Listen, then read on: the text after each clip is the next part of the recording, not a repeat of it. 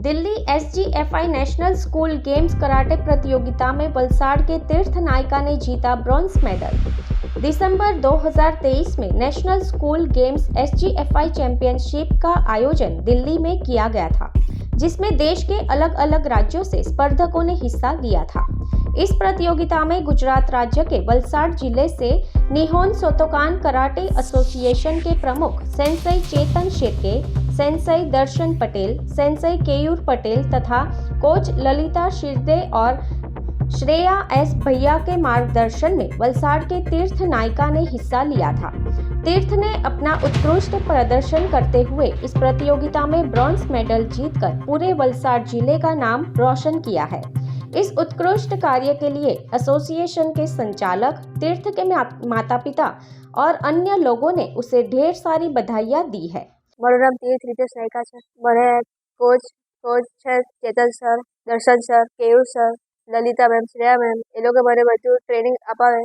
मैं निहोन Shotokan karate एसोसिएशનમાં વલસાડમાં मैं ટ્રેનિંગ લઉં છું। मैं 2018થી જોડાયો છું। मैं જોઈન કર્યું ત્યારે મને ઇન્ટરેસ્ટ આવવા લાગ્યો તો એના પર મેં વધારે ફોકસ કર્યું ને એ રીતે મેં બધા અલગ અલગ ટુર્નામેન્ટ રમું છું। ડિસ્ટ્રિક્ટ લેવલ હોય, સ્ટેટ લેવલ હોય, નેશનલ લેવલ, તેમાં બધા પાર્ટ લઉં છું।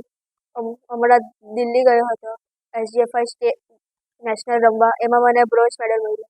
મારે ઇન્ટરનેશનલ પર ઇન્ડિયા સારું ગોલ્ડ મેડલ લાવવાની ઈચ્છા છે। મારું નામ ચેતન શિર્કે છે અને હું વલસાડ જિલ્લાના નિહોણ શોતોકાન કરાટે એસોસિએશન ઓફ વલસાડનો પ્રેસિડેન્ટ છું।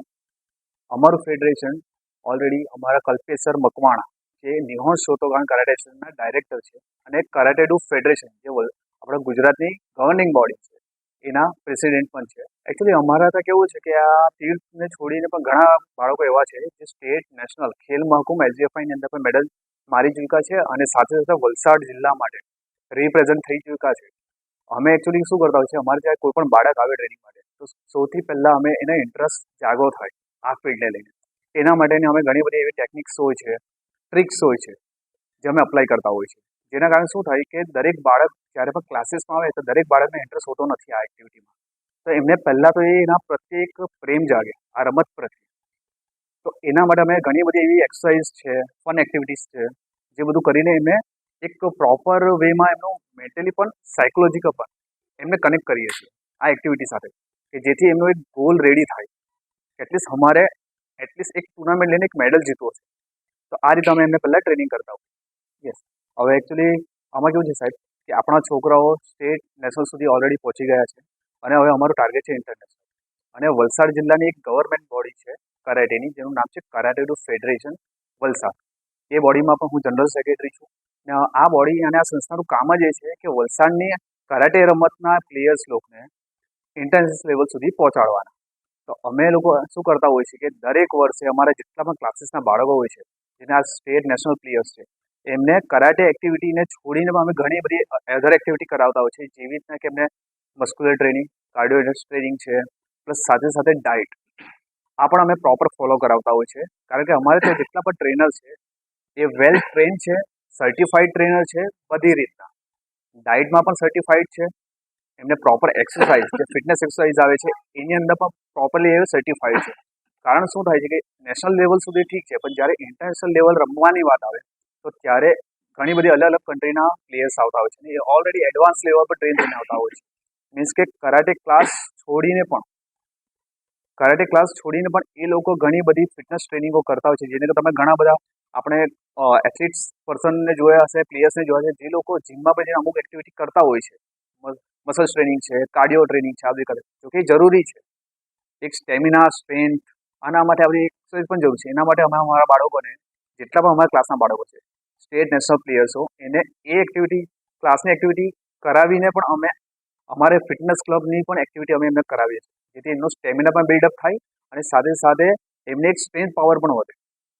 સર, વલસાડમાં અમારા ક્લાસીસ 2017થી અમે સ્ટાર્ટ કર્યા છે। 2017થી લઈને હમણાં સુધી ઓલમોસ્ટ 7 થી 8 વર્ષ થઈ ગયા છે અમને આ ક્લાસીસ રન કરીને। 7 થી 8 વર્ષમાં અમે ઘણી બધી વલસાડ જિલ્લાને સિદ્ધિઓ અપાવી છે, કારણ કે હમણાં સુધી કરાટે સ્પોર્ટ્સનું નામ રાજ્ય લેવલ પર નહોતું। કોઈ પ્લેયર વલસાડ જિલ્લામાંથી રિપ્રેઝન્ટ થતો નહોતો અને મેડલ્સ આવતા નહોતા વલસાડ જિલ્લા માટે। પણ અમારું માત્ર એક એવું ક્લાસ છે જેણે દર વર્ષે વલસાડ જિલ્લાનું નામ પણ વધાર્યું છે અને એક માન પણ રાખી મૂક્યું છે કે એટલીસ્ટ વલસાડ જિલ્લામાંથી અમારા ક્લબમાંથી કોઈ છોકરો જાય છે સ્ટેટ નેશનલ કે ઇવન ખેલ મહાકુંભમાં પણ, તો એ શ્યોરિટી હોય છે કે એ છોકરો ખાલી હાથ નહીં આવે, મેડલ કાઢીને જ આવશે. અને અમે ઘણા બધા, તમને કહું તો લાસ્ટ 2017ની અંદર વલસાડ જિલ્લાને પણ ફર્સ્ટ મેડલ SGFI નેશનલ પર સિલ્વર મેડલ અપાવનારા છોકરાઓ પણ અમારા ક્લાસમાંથી જ હતા. એના પછી પણ ઘણા બધા મેડલ્સ ખેલ મહાકુંભમાં લાસ્ટ યર ગોલ્ડ મેડલ પણ જીતનાર એકમાત્ર છોકરી જે પણ અમારા ક્લાસની હતી. સેમ આ વર્ષે પણ SGFI નેશનલની અંદર જે મેડલ જીતો છે તીર્થ, તે પણ અમારા ક્લાસનો જ છે. અમારા પ્રયત્ન કન્ટિન્યુઅસલી ચાલુ છે કે અમે હવે નેશનલ છોડીને હવે ઇન્ટરનેશનલ લેવલ પર પણ આપણા છોકરાઓને રિપ્રેઝેન્ટ કરીએ. વલસાડ જિલ્લા માટે એક એવું મુકામ ઊભું કરીએ કે જેને જોઈને બીજા જેટલા પણ ક્લાસીસના પ્લેયર્સ છે એ લોકો પણ મોટિવેટ થાય અને કહેવાય ને કે એક વલસાડ જિલ્લાનું એક નામ આવે ઇન્ટરનેશનલ લેવલ સુધી. પેપરના પાણી તો ઠીક છે, પણ એટલીસ્ટ ઇન્ટરનેશનલ ન્યૂઝની અંદર પણ વલસાડ જિલ્લાનું નામ આવે. दी वॉइस न्यूज़ के लिए वलसाड़ से ओलिवर ठक्कर की रिपोर्ट। खबरों में बने रहने के लिए तो वॉइस न्यूज़ को सब्सक्राइब करें और बेल आइकन दबाएं।